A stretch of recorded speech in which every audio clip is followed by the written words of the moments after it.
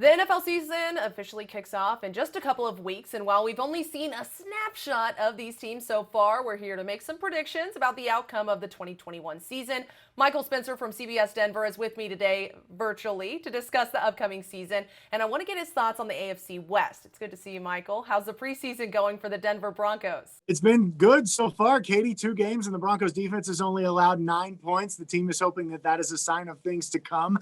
Fan base obviously wants to know a decision on the quarterback. No word on that as of just yet. But both guys have played well, so I guess that's a good thing heading into the regular season, despite the fact that neither guy, Teddy Bridgewater nor Drew Lock, has really separated himself in that competition as of yet. And jumping right in, the AFC West is really a powerhouse division, one of the toughest in the league. So who do you see coming out on top of it at the end of this year? I would love to go contrarian and give you somebody other than the Kansas City Chiefs, but I just can't do that, right? I mean, I think that they are clearly the team to beat, not only in the AFC West, but in the AFC. They've won the division 5 straight times.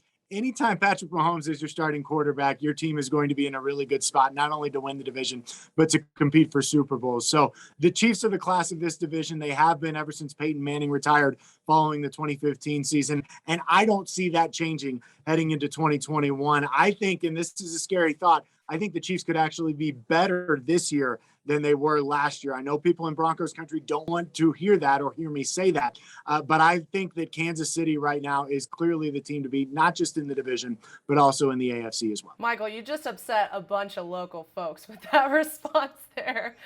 I do want to ask you, though, do you expect a lot of noise or any noise from the other teams in this division? Well, I think you're looking at the Chargers and Broncos, and I think the Chargers probably would be the team that I would put second in that division right now. The Broncos are hanging their hat on defense this year, and if there's a way to slow down Kansas City, it would be defensively. But the problem with the Broncos is their biggest question mark is at the most important position on the field. So until we see quality quarterback play, it's going to be hard for them to make a run to try and catch the Chiefs.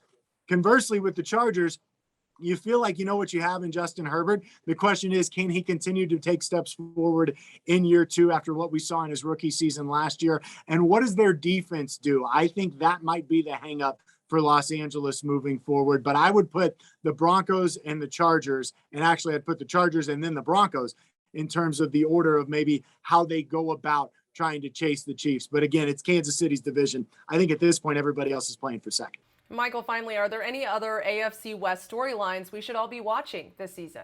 Yeah, I think so. When you look at the Broncos, obviously their defense is what they're going to hang their hat on. I think their running game could be really good, and I think rookie Javonte Williams could have himself a good season. I'll be interested to see what Melvin Gordon does too, because there's been a lot of hype around Javonte Williams in training camp. I think he is going to be a fantasy darling this year for teams, especially early in the season. So think about that as you go into your fantasy drafts here in the next couple of weeks. And then I want to see what the Raiders do, right? It seems like there's always hype around the Raiders. They never live up to that hype. I have a feeling that might be the case again. I would love to see Henry Ruggs take a step forward in his second season. That's one storyline there as well. And then, as I mentioned, the Chargers in that defense, what do they do? And can the Chiefs actually get better? I think they spent a lot of capital in this offseason bulking up their offensive line, which is a scary thought, Katie, because you're talking about a Chiefs offense that's already at the top of the league, maybe even being better heading into 2021 if they can protect Patrick Mahomes. Oh, yeah, it'll be a scary thought for other teams knowing that O-line could give Mahomes even more time, right? Well, thank you so much for joining me today, Michael. You can find even more of these division breakdowns linked in our online article for all your NFL content ahead of the season. I'm Katie Johnston for CBS Local Sports.